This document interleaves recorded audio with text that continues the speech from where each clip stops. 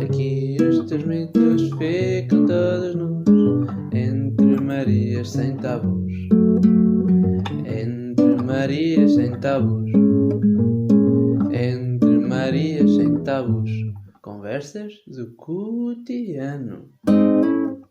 Bom dia, boa tarde, boa noite, conforme a hora e o local onde nos estejas a ver e a ouvir. Hoje estamos no podcast Entre Marias Sem Tabus, na quinta temporada, e com uma convidada daquelas. Sim, porque quem já nos acompanha há mais de 40 episódios, com certeza lembra-se que tínhamos uma Maria nas quatro Marias, que era aquela Maria, como é que eu ia dizer? É assim um bocadinho mais irreverente, mais malandreca, mas com a cabecinha muito bem a dar-nos muitas boas sugestões e coisas muito giras. E, portanto, hoje temos o privilégio, o prazer de ter essa grande Maria connosco neste episódio. Então, já sabemos que move-nos uma missão, que contribuir para que cada vez mais mulheres se sintam livres para ser elas mesmas no seu melhor e que os homens nos vão compreendendo cada vez um bocadinho mais. Sim, sabemos que esta segunda parte é mais difícil porque às vezes nem nós próprios nos compreendemos, mas tentamos e não tentamos só, fazemos mesmo. E por isso hoje mais um episódio aqui com a nossa incrível e bonita Elisa. Bem-vinda, Elisa! Como estás? Olá Margarida, bom dia, está tudo Bom bem? E dia, Elisa, contigo? bom dia. Muito bem também. Olha, desde já muito grata por teres aceito aqui o convite de agora num dispositivo ligeiramente diferente do que as Quatro Marias, tudo isso antes de uma pandemia que nos veio fechar e, portanto, aproximamos-nos desta forma. E começava por fazer uma pergunta, Elisa, que é: quem é a Elisa? Oh. Perguntas difíceis, Margarida, tu vais logo direto ao assunto. Olha, quem é a Elisa? Isso tem sido o meu percurso, tentar me descobrir, tentar perceber as minhas características, as minhas competências, os meus potenciais, tentando sempre que a minha missão seja ser cada vez mais genuína e melhor. Ouvi uma vez um grande coach, o João Mateus, a dizer o lema de vida dele, a qual me associei tremendamente, é que pessoas extraordinárias têm vidas extraordinárias. Então tento mesmo muito ser cada dia que passo uma pessoa extraordinária. E depois tenho vários papéis. Um papel que me define bastante é ser mãe. Adoro os meus filhos, adoro ser mãe e todos os desafios da maternidade. Outro papel que me define é ser enfermeira de saúde mental e psiquiatria. Também agora tirei a formação em Practitioner e Master em Programação Neurolinguística e tenho tentado este desafio, que é construir-me e construindo um bocadinho, deixando sementes nos outros desta construção. Opa, que coisa tão bonita! Tinhas de ser tu a falar, claro. Olha, estavas a falar de uma coisa que achei muito giro, que estás num processo, também vais tu própria descobrindo quem é a Elisa, não é? Como é que se pode fazer um processo de descoberta de si própria? Opa, olha, eu aprendi a perceber um bocadinho mais os meus pensamentos.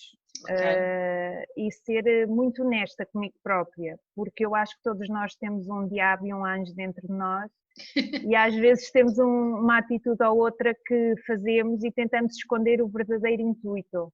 Não, eu tento perceber porque é que fiz, ok? Às vezes tenho uma vertente também de diabinho, às vezes falo um bocadinho mais alto, mas pronto, mas percebo o que é que me levou àquilo e se eu não concordar, for de alguma maneira incongruente com os meus valores, reformulo, não tenho problemas em pedir desculpa e em reestruturar. E é assim que se vai fazendo esse tal caminho de descoberta? Sim, pelo menos para mim. Olha, e desse despertar do teu potencial, qual é que é assim uma cena que tu sentes que és mesmo boa nisso? Que esse é um talento que tu tens que pôr aí ao serviço? Opa, eu sinto que sou mesmo boa na saúde mental. Nesta partilha de mim enquanto pessoa e enquanto ferramenta para ajudar o outro, e sinto, tenho a nível do feedback e da empatia que a pessoa acaba por estabelecer comigo, acabo por perceber que de alguma maneira a pessoa saiu um bocadinho melhor de pé de mim. Então eu fico feliz. Ok, vamos falar da saúde mental um bocadinho mais à frente, mas já agora diz-me uma coisa, estavas a falar de empatia. Aqui já há uns anos tive o privilégio de fazer uma formação pessoal, passava pelo corpo e pela mente também, com um excelente formador, Manuel Parrinha, em que ele falava que a empatia provavelmente era uma das competências mais fortes no adulto que se relaciona com os outros, nomeadamente quando estamos na área de intervenção e entre aspas, deixa-me agora usar a expressão minha, de influência positiva na construção dos outros. Tu reveste nisto? Achas que a empatia de facto pode ser quase como uma competência obrigatória para se trabalhar com pessoas? O professor, o médico, o enfermeiro, o terapeuta, entendes, no global de quem intervém com outros? Eu acho que é a competência, não é? Portanto, a gente na programação neurolinguística aprende o rapport, que é muito importante, não é? A nível da saúde mental é-nos muito falado na relação terapêutica e realmente passa por esta empatia. É muito importante a medicação, é muito importante tudo o resto, mas se não houver esta relação empática, o resto falta, que é que eu me faço entender. Quase que pode até comprometer, se calhar, o processo de recuperação, quando é possível de recuperar. Sim, sim. Muitas vezes encontramos pessoas que até vão saltitando entre profissionais e eu acho que muitas das vezes tem a ver com a procura da empatia. Da empatia, exatamente. Sim, quando há empatia, tudo o resto funciona e acaba-se por chegar lá. Um bocadinho mais devagar, às vezes um bocadinho mais depressa, mas chegamos lá. Sim, acho que a empatia é competência. Assim. Ok, se a empatia é competência, vamos já deixar aqui uma ferramenta para as nossas queridas Marias que se possam estar a escutar. Diz-me assim, uma ou duas coisas que as pessoas que queiram desenvolver esta competência da empatia, tu sintas que podem fazer ou que podem experienciar para trabalharem em si próprias, serem elas mais empáticas. Muitas das vezes passa por esta alteração da posição perceptiva. Eu deixar de estar no eu e passar a estar um bocadinho no lado do outro. Perceber que se calhar também há algo que tenha levado a outra pessoa a fazer aquilo e que não tem se calhar a ver comigo, mas tem a ver com ele. Alguma dificuldade da outra pessoa que me levou a esta resposta. Também depois passa a vir um bocadinho ao espectador, ou seja, o que é que foi aqui a minha relação com o outro e o do outro comigo que levou a uma determinada situação, não é?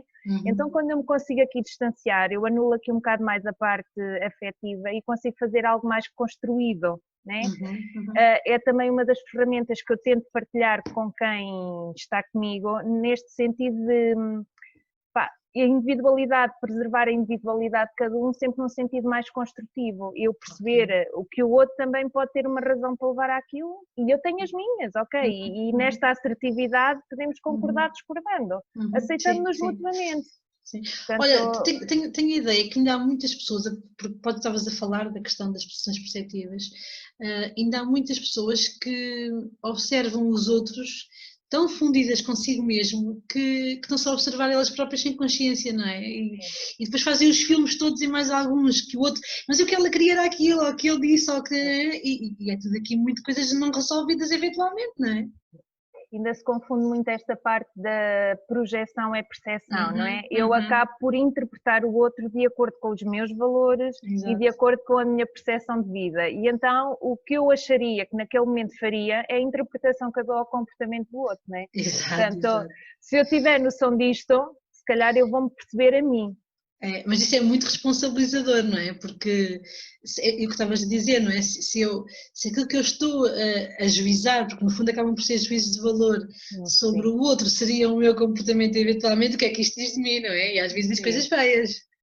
E por isso eu dizer que é nesta honestidade interna que a gente acaba por se encontrar, ok? O meu dia vinha aqui está a falar mais alto, fui um bocadinho mazinha, mas pronto, filo porque também era a minha intenção, né? Aqui se calhar abanar um bocado o modelo de mundo do outro, se calhar até procurar um comportamento ou uma resposta, um feedback que eu estava à espera e que não aconteceu logo, vou abanar isto a ver se obtenho, não é? E depois, abanei, mas não era a minha intenção.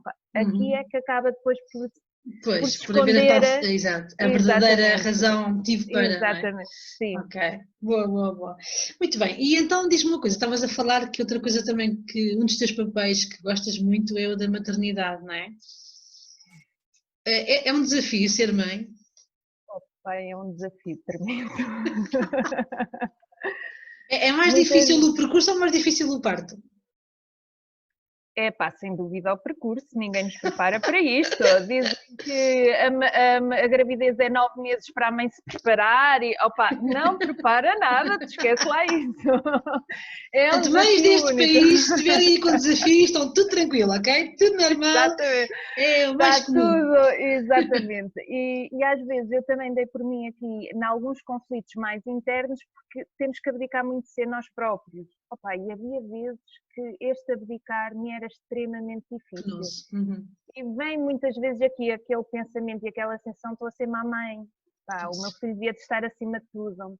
Pá, e o encontrar aqui um equilíbrio de não, o meu filho não tem que estar acima de tudo e eu até posso pôr-me a mim em primeiro lugar uma vez que isto não está a danificar ou a trazer problemas de futuro ao meu filho, é muito difícil encontrar este equilíbrio. Eu não sei, mas é que eu arriscaria a dizer que é difícil. Eu não consegui fazê-lo com o primeiro, com a segunda consegui um bocadinho melhor e pronto, mas não sei. Eu acredito que se tu te puseres sempre em primeiro lugar, é a melhor forma de tu dares o melhor de ti aos teus filhos. E quando a gente inverte isto, é uma inversão que pode ser pervertida. Porque depois a minha impaciência, a minha irritabilidade, a minha frustração, a minha não realização vai nas emoções para cima deles. Quer dizer, parece-me que isto às vezes acontece um bocadinho assim. Sim. Vai aqui um bocado também esta revolta de ter que abdicar, não é? Cansaço, saturação. Sim, de todo que seja saudável, de todo que, pelo menos na minha opinião, vamos lá aqui salvaguardar que... Claro, há outras perspectivas. Exatamente. Mas penso que efetivamente neste deixar de mim própria, que deixei e continuo a dizer um papel que me define é a maternidade, porque sempre quis ser mãe, opa, abdiquei de tanta coisa que de repente dei por mim, torna-se mais intenso o ambiente, acaba-se por de alguma maneira projetar neles, eu tive que deixar isto por vocês e vocês nem se apercebem, e depois, não, eles não têm que se aperceber. Cobramos um bocadinho essas coisas todas. Exatamente, não têm que se aperceber, são crianças, mas o que é isto, não é? E esta gestão do pensamento é muito difícil. Eu penso que agora de alguma maneira consigo aqui, algumas das vezes posso estar, por exemplo, se folgo em casa e continuo a ir pô-los um bocadinho ao ATL, para ter aquelas 2, 3 horas para mim também preciso, nem que seja só para ver um filme ou qualquer coisa, que é impossível com eles em casa, não é? Mas acabei aqui por não me sinto culpada de nada, porque depois também quando os vou buscar, até estar com eles. Exatamente. Claro. E foi muito difícil encontrar aqui este meio termo, porque pronto, a sociedade também às vezes dá-nos aqui que no fim de sermos mães somos mães. E isto é um bocadinho difícil de gerir e a nossa voz interna é tramada. Está sempre lá. É tramada, é verdade. Olha, vou partilhar contigo uma frase que eu vi ontem, é fresquinha, e sobre a qual ainda não maturei muito, até a registrei para depois refletir um bocadinho mais sobre ela, mas que me pareceu interessante. E dizia, a propósito de pais e mães, e dizia assim, pais, mas caso mães, garantam que não permitem os vossos filhos fazer nada que vos faça não gostar deles. É muito. Tu queres comentar isto? Tu trazes perguntas difíceis. Nem pergunta, é só porque eu achei que isto faz muito sentido, sabes? Porque a não autoridade no contexto e no momento certo dos pais pode fazer com que depois as consequências da relação vão-se agravando ou vão-se deteriorando, não é? E traga até sentimentos depois menos bons que nós manifestamos e que as crianças são esponjas, não é? E ficam lá episódios. É assim, essa frase faz-me bastante sentido.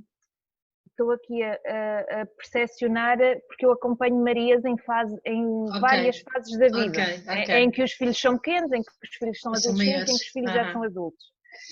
Enquanto os filhos são pequenos, efetivamente podemos nos responsabilizar aqui de alguma maneira, porque eles absorvem, né? Eles são o nosso reflexo. Mas chega uma fase da vida que nós já não somos responsáveis. Já são a autonomia deles. Né? E de certa maneira vamos nos culpabilizando pelo um conjunto de decisões dos nossos filhos que já não são da nossa responsabilidade. Chega uma altura que eles têm opinião própria, vontade própria. E ainda que eles consequências próprias. Exatamente. E ainda que eu tenha um conjunto de valores que lhes tentei transmitir, isto só se coaduna com eles ou não, né? Chega uma altura que eles fazem esta escolha dos valores do eu. E depois eu tenho algumas Marias que se sentem ainda culpabilizadas por alguns comportamentos que elas consideram menos corretos dos filhos.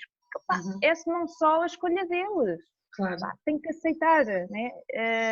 Não me tenho que sentir culpada por isso. Não é que eu não lhe tenha dado a ferramenta de algum comportamento que me venha a arrepender. Claro. Ok, mas chega uma altura que eles são autónomos. Claro. Eu às vezes faço o exercício de me lembrar da diferenciação que a certa altura eu própria no meu percurso quis fazer na relação à minha mãe ou na relação ao meu pai, não é? E quis começar a ter a minha autonomia, a tomar as minhas decisões e havia coisas que eu sabia que eram valores que para mim eram importantes e até eram os mesmos que os deles e que estariam presentes, e havia outras coisas que eu queria fazer seguramente diferente. E às vezes isto provoca aqui alguma tensão, algum conflito, até porque os próprios filhos também têm esta experiência, mesmo quando são mais crescidos, da vontade de manter que os pais se sintam orgulho neles e, portanto, querem fazer escolhas mesmo que sejam diferentes, mas que os pais validem. Quando ficamos nessa dependência é mau, não é? Porque os pais podem nunca validar e andamos ali numa frustração contínua. Mas a verdade é essa, é que realmente, como estavas a dizer, é bom que depois as Marias, vou só fechar aqui por causa do barulho. Dá para fazer barulho. Vou fechar um bocadinho mais. Desculpem, se calhar agora desculpem vocês todos, há aqui um ruídozinho, mas começaram aqui uma obra ao lado. Pronto. Mas estava a dizer que sim, que eles têm que seguir as regras deles, os valores deles, validar aquilo que eles querem e fazer aqui este corte do cordão umbilical, não é? Sim, há até um filme na net que é exatamente esse do corte do cordão umbilical, que retrata um bocadinho isso, em que no nascimento também não corta. E depois, tanto a mãe como o filho querem alguma autonomia e um puxa pelo outro e o outro puxa pelo outro. E em última instância a gente percebe que quem vai ficar e sofrer mais, se seguir a linha natural da vida, é depois aquele filho. Né? E nenhuma mãe quer que isso aconteça. Claro, né? claro. Partindo aqui de generalizações, que as generalizações valem o que valem. Né? Exato. Mas realmente, se eu for pensar que este manter o cordão umbilical vai transformar o meu filho mais dependente, eu vou cortá-lo. Porque a mim interessa muito a autonomia e que os meus filhos façam e sejam felizes quando eu fechar os meus olhos. Claro. Olha, e agora mudando um bocadinho do tema de mãe para mulher, como é que vai essa vida de casada? Agora mulher casada. Recém-casada? Olha, tenho a dizer que assim a modos que não mudou muito. Portanto, ao fim de X anos, querer casar não muda assim tudo. Não, foi algo, foi um marco muito importante na nossa relação a dois, realmente foi. Não porque mudasse a nossa vida enquanto casal, porque nós tínhamos esses valores bastante sólidos em nós, mas foi como que um reafirmar do nosso querer estar em casal, não é? E feito nesta fase da vida, em que já temos filhos, em que já temos vida montada e em que tiveram presente apenas só aquelas pessoas que para nós nos faziam muito sentido, inclusive os nossos filhos, opa, foi uma cereja. Foi muito giro. Foi muito bom. Olha, tu sabes que este podcast das 4 Marias Sem Tabus tem assim umas malandrices pelo meio. Nós temos aqui uma rubrica dos envelopes vermelhos, porque mantivemos essa rubrica, e eu vou partilhar contigo aqui o ecrã para podermos fazer aqui a escolha dos envelopes, está bem? Ok, sim. Ok, então, às vezes as tecnologias respondem mais rápido, outras vezes mais lento, mas isto vai dar tudo certo. Giríssima a nossa beleza de hoje. Ok, então tu já conheces este momento dos envelopes vermelhos, ok? Cada um deles corresponde a uma Maria, não necessariamente por esta ordem, eu nunca sei qual é que é a ordem que eles trazem. Vamos chamar a este o envelope número 1, a este o envelope número 2 e a este o envelope número 3, ok? Então, qual é que tu escolhes para hoje? Como a virtude está no meio, eu quero 2. Queres a 2? Então vamos lá ver qual é o envelope do meio. Medo. Maria Bigodes! Ok! Portanto, temos ali uma bolinha no canto vermelha e a proposta é mesmo essa, que imagines aí o teu bigode farfalhudo, ok? E tal como fazíamos nos episódios iniciais, imagina que és um homem a comentar este podcast na conversa que vai até agora. Ui, desafios. Então, um homem, opa, eu acho que um homem Faz aí a tua tem voz de homem, faz aí a tua voz. É ele a Então, eu comentar. considero que as mulheres são parte fundamental na casa. Nós, homens, conseguimos aqui melhor esta tarefa de educar os filhos enquanto mantendo a nossa pessoa, mantemos os nossos hobbies, as nossas dificuldades. A mulher tem muita dificuldade em articular isso. Não faz porque não quer. Claro. Ok, muito, muito bom, muito bom. E é mesmo isso, é porque não queremos, ou eles não veem tudo aquilo que a gente tem multifuncional a acontecer, quase. Eu acho que tem dias de tudo. Ok. Eu queria muito estar aqui. Arranjei forma de estar aqui. Claro. Acho que também vai da nossa verdadeira vontade, que às vezes nos refugiamos aqui neste conjunto de papéis que vamos assoberbando, especialmente a nível de tarefas domésticas. Uhum. Eu considero que aquilo que nós queremos mesmo e para o que temos verdadeira motivação de fazer, arranjamos tempo. Sendo que realmente há dias que não dá tempo de fazer mais nada porque o dia só tem 24 horas, não é? Tal e qual. Às vezes com grande pena. Mas quando a gente se entusiasma mesmo e queremos muito, conseguimos. Okay. Nós somos multifacetadas, não é? Claro, portanto, claro, isto é vamos lá. Aqui há tempos estava alguém a dizer, deixa-me ver se eu consigo situar, não consigo, mas pronto, que a mulher tinha de facto conquistado muitos novos papéis, portanto, na história, e portanto agora trabalhava e também era empresária, e também era investidor, e também era mãe, e era livre, e era um conjunto de coisas, e tínhamos esquecido de conquistar o direito a trazê-los também para isto tudo, não é? Porque nós acumulámos coisas em vez de ser dividido. Algumas de nós, deixa-me agora também salvaguardar aqui alguma coisa, não é? Mas acabamos por não acumular papéis ao invés de ir distribuindo alguns. Sim. E também às vezes temos muita dificuldade neste lugar, porque só eu é que faço, só eu é que sei. Eu é que sei fazer bem, não fica tão bem quando é ele. Sim. E então às vezes também sentimos esta dificuldade em delegar e então de repente vamos com nós com o mundo às costas, não é? Claro que quando o mundo fica grande demais eu vou-me abaixo e resmungo, mesmo assim não delego, ou seja, fica aqui muito difícil de ver na balança. Eu ando nesta tentativa de perceber que não tenho que trazer o mundo às costas e que se ficar por fazer, fica por fazer e olha, logo se vê o que é que se arranja. Okay, já delego também no Manel mais pequenino. Ora, aí está, vamos trabalhar bem, cá em casa. Muito bem. Aqui em casa é igual, as tarefas são divididas e o pai dá o exemplo e os filhos seguem e eu também. É muito nessa linha. Aliás, acho que só assim é que realmente conseguimos que todos sintam que têm tempo e liberdade para aquilo que realmente são os seus projetos, porque é muito avassalador. A minha sogra costumava dizer, o trabalho em casa é sempre redondo, portanto nunca acaba. Se eu quiser ter coisas para fazer, tenho sempre coisas para fazer, nunca ia fazer outra coisa. Portanto, esqueçam lá isso do perfeccionismo em casa, senão as senhoras não fazemos mais nada. Ok, boa. Falavas da saúde mental e até do teu investimento em informações, no sentido também de complementares as tuas competências. Há assim algum desafio que possas partilhar connosco antes de falarmos propriamente do que é isto da saúde mental, respeitando o teu código deontológico e da ética e do sigilo, mas há assim algum caso de alguma Maria que tu tenhas acompanhado e que com um trabalho consistente, sistemático, orientado, tenha trazido assim uma diferença na vida de alguém que queiras partilhar, um caso qualquer? Opa, tenho algumas Marias de que sou bastante grata, porque o feedback depois dado no final realmente é porque eu fui uma mais-valia na vida delas e isto dá uma gratidão, dá um sentimento único. Tenho 2 ou 3 Marias que estão especialmente no meu coração.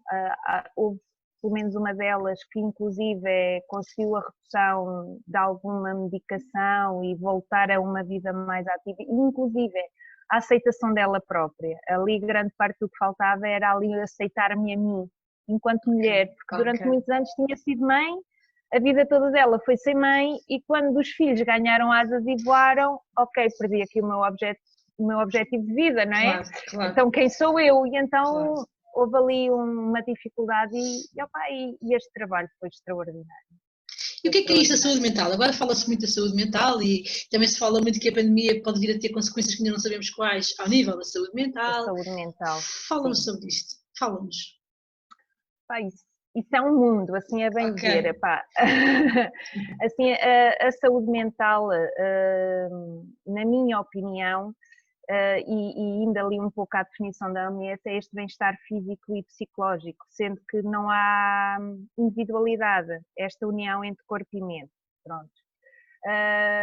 Porque muitas vezes diz que é patologia orgânica ou patologia mental, pá, isso já assim um bocado que Somos está a muito perder partes, a é muita moda. parte. Exatamente, é muito importante e muitas das vezes eu percebo que esta construção do eu está adiada na nossa vida. Quando a gente fala lá nos níveis neurológicos, lá na programação neurolinguística, não é? Este nível neurológico da minha identidade, inclusive da minha missão de vida, está perdido completamente porque passei 30 ou 40 anos da minha vida nesta azáfama que é a Do criação comportamento. sim, do comportamento e dali de alguma criação de crenças que vão regendo este meu comportamento para justificar o certo ou errado, não é?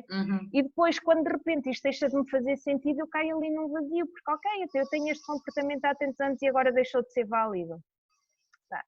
Saúde mental é este conjunto de eu me encontrar a mim própria numa sociedade, de eu me sentir bem enquanto pessoa numa sociedade, numa família, num grupo de amigos. Numa relação. Sim, numa relação. Portanto, eu conseguir perceber o meu eu. Quando eu consigo esta percepção de mim próprio, eu acabo por me aceitar. E eu acho que aqui a palavra-chave acaba mesmo por ser esta aceitação de mim.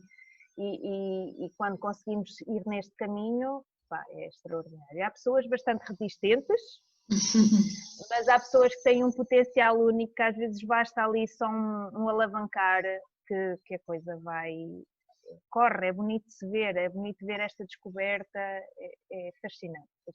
Olha, dá para desvendar um bocadinho mais do que é que tu fazes em concreto? Qual é o teu dispositivo de intervenção?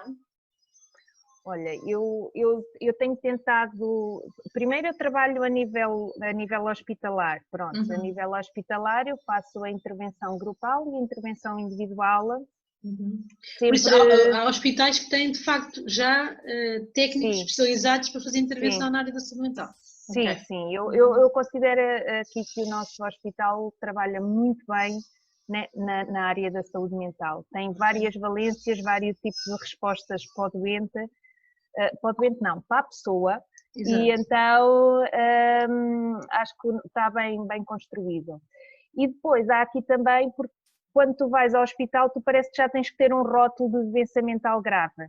E às vezes pequenas alterações na nossa vida trazem-nos aqui dificuldades de resolver e a saúde mental não tem que ser só uma alteração grave. Ok, não tem que ser internamento compulsivo, nem tem que ser... Não. Aqui a alteração da saúde mental pode ser exatamente esta pandemia, que me traz aqui alguma dificuldade na aceitação da retirada da minha liberdade, ou nesta percepção de que tenho que ter um controle, mais regras, há algumas coisas que eu nem controlo e às vezes esta perda de controle também nos tira aqui a saúde mental. Portanto, há aqui a tentativa de também, eu estou numa empresa à parte, numa empresa privada, nesta tentativa de ajudar algumas pessoas individualmente e também a nível de formação aos profissionais de saúde neste como é que eu posso ser uma ferramenta para a outra pessoa, né? Enquanto de saúde mental, porque muitas vezes em situação de doença orgânica não há esta predisposição de ver o outro também como um problema de saúde mental, que eu continuo a dizer que é saúde mental, não uma doença mental. Exato, exato. É mesmo a promoção da saúde, a aposta é na saúde. Da saúde, exatamente. Okay.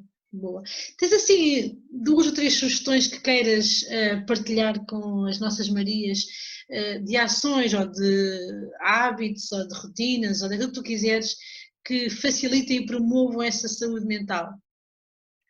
Olha, eu ontem estive a trabalhar e encontrei uma Maria que me foi um desafio fantástico, né? E realmente ali em hora e meia conseguimos uma empatia que pá, foi extraordinária. E uma das sugestões que eu dei e que percebemos que estava aqui a dificultar este salto para a saúde mental era atenção às expectativas. As expectativas é da própria pessoa, não é do outro. Eu tenho que ser responsável por dizer ao outro o que é que eu quero sentir ou como é que eu quero que o outro haja para ir ao encontro. Portanto, esta coisa de achar que o outro é vidente e vai perceber O que é que eu preciso? Qual é que é a minha necessidade? Devem satisfazê-la, não é? exatamente, e depois fico demasiado triste porque pus a minha felicidade ou o meu bem-estar no comportamento do outro, né? Isto vai haver aqui um bocadinho aqui a probabilidade de eu me sabotar a mim enquanto pessoa feliz, né? Portanto, esta criação da expectativa é minha, esta percepção que a expectativa é minha e que é a minha responsabilidade de dizer ao outro o que é que eu quero, como é que eu desejava me sentir. Esta é uma primeira sugestão para conseguir aqui não deixar nas mãos do outro a minha saúde mental. Outra sugestão é exatamente isto que eu disse, eu perceber o que é que está ao meu alcance, o que é que depende de mim para ter saúde mental. Não do outro. E já não só a nível de expectativa, mas, por exemplo, a nível de oportunidades, a nível de atividades de lazer, a nível de momentos pessoais, não podem depender de outra pessoa. Tem que ser eu a criá-los, tem que ser eu a tê-los. Portanto, vamos lá, mãos à obra e vamos agarrar. E também esta definição do meu estado desejado e do meu estado atual. Onde é que eu estou agora? Para onde é que eu quero ir? Que caminhos eu posso tomar e quais é que para mim fazem mais sentido, sempre congruente com os meus valores. Há aqui uma parte importante que é esta congruência interna. Enquanto eu for congruente comigo, as decisões que eu tomo são só um feedback, ou seja, são só uma aprendizagem, não é um erro, não é um fracasso, não é um falhanço, é não só uma aprendizagem. Eu já percebi que se fizer aquele caminho, chega àquele resultado. Ok, o resultado não me agradou, está o que está lá de fazer outro caminho para chegar a outro resultado. E enquanto aliviamos e tiramos aqui alguma intensidade, conseguimos seguir em frente, cabeça erguida e com sorriso. Ok, boa, muito bem. Olha, chegou o momento de fazermos aqui mais uma rubrica, pode ser? Isso, pode. Nesta novidade de entrevista, nós quisemos treinar aqui, tentar tirar aqui aquilo que nós chamamos o BI, mas há Marias sem tabus, ok? Portanto, vais ter um BI novo. Estás disponível para responder algumas perguntas muito simples, muito simples, muito simples. É só mesmo. Estou disponível. Maravilha. Então vá. Um nome. Um nome para mim? Sim. Um nome. Teu nome. Tu identificas-te com Maria, Elisa, dos sim, Santos, Raimundo, não é? Elisa. Okay. Meu nome, Elisa. Bom. Elisa. Idade? Eu sou uma jovem. Eu sinto-me com 20 anos. É 20 que coloco? É 20. 20 anos ainda pronta para a azáfama da vida. Olha, e se não fossem 20, exatamente eram quantos, atualmente? 37. É quase igual. Olha, a tua comida preferida? Tudo o que tenha bacalhau. Vais ter o almoço cá em casa com broa, queres? Olha, então, daqui a uma hora aguarda-me aí. Olha, um livro que tenha marcado ou que tenha inspirado ou que queiras... Houve uma fase conturbada na minha vida que realmente os livros do Paulo Coelho fizeram imenso sentido. Sim, algum em particular? O Brida, o Verónica Decide Morrer. E qual é que deixaríamos aqui como registro? O Verónica Decide Morrer. Ok. Em termos de habilitações, qual é o teu BI? O que é que fica cá registado? Sou especialista em saúde mental e Master Practitioner em Programação Neurolinguística.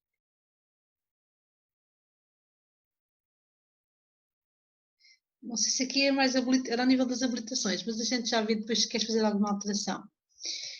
Naturalidade? Coimbra. Coimbra é sempre a minha cidade. Coimbra. E a tua profissão? Sou enfermeira. Ok. Especialista em saúde mental. Master. Ok. Profissão, enfermeira. E uma pessoa? Uma só? Uhum. Sim, uma pessoa que é assim, uma pessoa que te inspira ou que te dá ali alguém que é quase, pode ser um herói ou uma heroína, pode ser uma figura, pode ser uma pessoa que te marca, Pá, ou que te a marcou. nível. Eu tenho 2 ou 3 nos meus papéis, cada uma no Uma, seu. tens que escolher Uma. uma. Então vou escolher no papel conjugal. É o meu Cláudio. Continua a ser uma pessoa que me define bastante. Olha, e agora temos aqui outra coisa gira que é uma música. Sim, uma música que te marca ou te marcou, ou que... Oi, desculpa. É mal. Uma música. Pá, eu gosto A muito tua de música, aquela uma. cena. Epá, isso é uma coisa que eu não tenho muito. Ok, Mas então... há músicas que me trazem impacto num certo momento da minha vida. Ok. Eu tenho uma do Snow Patrol, eu esqueço-me o nome, mas porque houve uma altura da minha vida em que eu comia a Anatomia de Grey. Opa, e aquilo trazia tanta emoção, pá, para mim. Ok. Olha, faz nananã para ver se consegue identificar. Cantar não é o meu forte Não faz propriamente, já mal. estou a transpirar. Opa, não sei cantar isso. Lamento, mas acho que não vou conseguir. Olha, então fica a aguardar que me envies o link de uma que tu gostes, está bem? Chasing Cars, é assim que se chama. Snow Patrol Chasing Cars. Shaving Cars. Ok.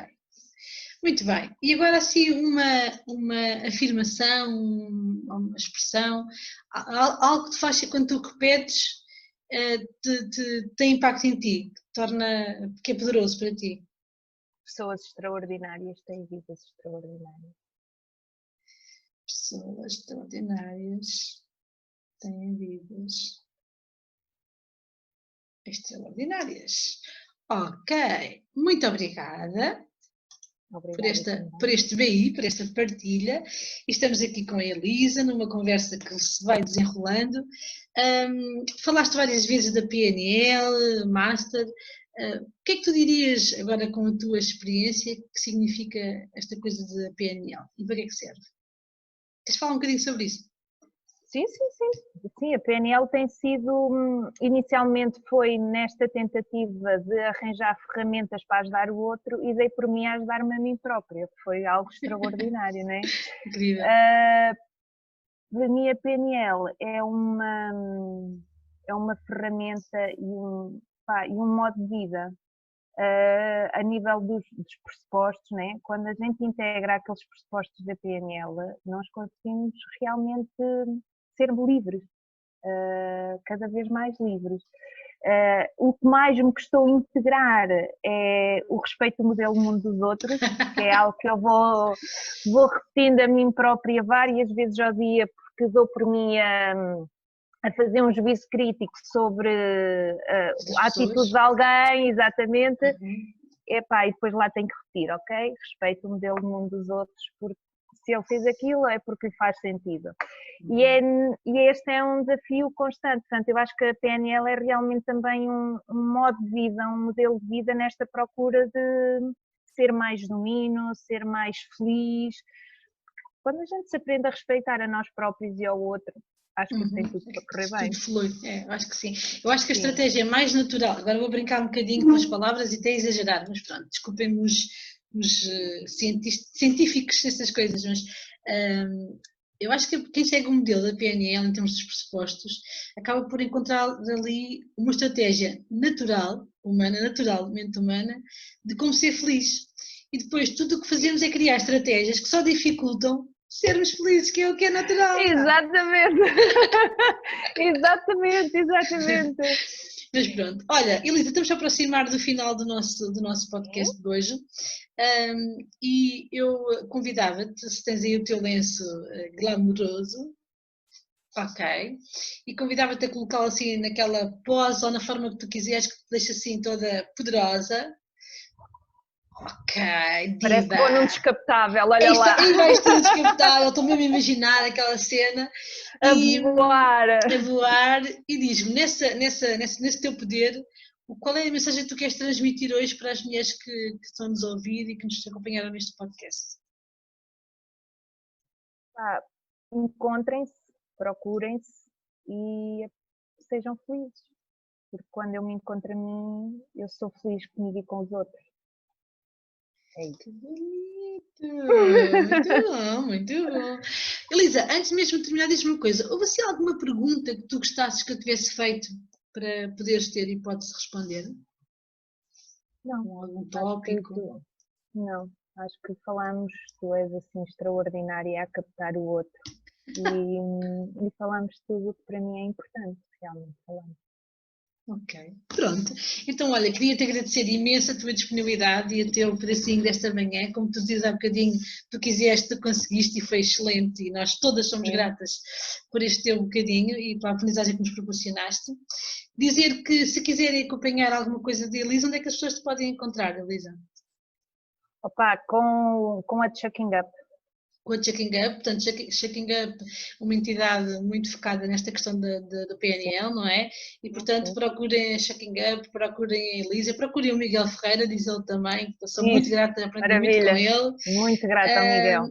Isso mesmo, há muitas respostas e muitos caminhos, portanto, é uma grande entidade que pode ajudar e, portanto, na área da saúde temos aqui, mental, temos a Elisa.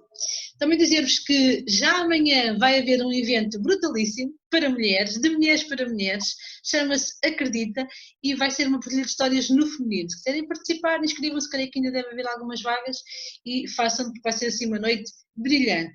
O nosso podcast volta na próxima semana com mais uma mulher incrível, com certeza.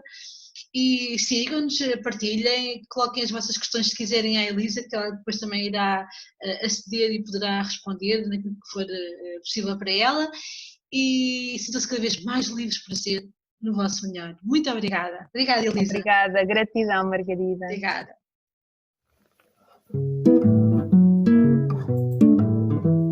Aqui os teus mitos ficam todos nus, entre Marias sem tabus, entre Marias sem tabus, entre Marias sem tabus, conversas do cotidiano.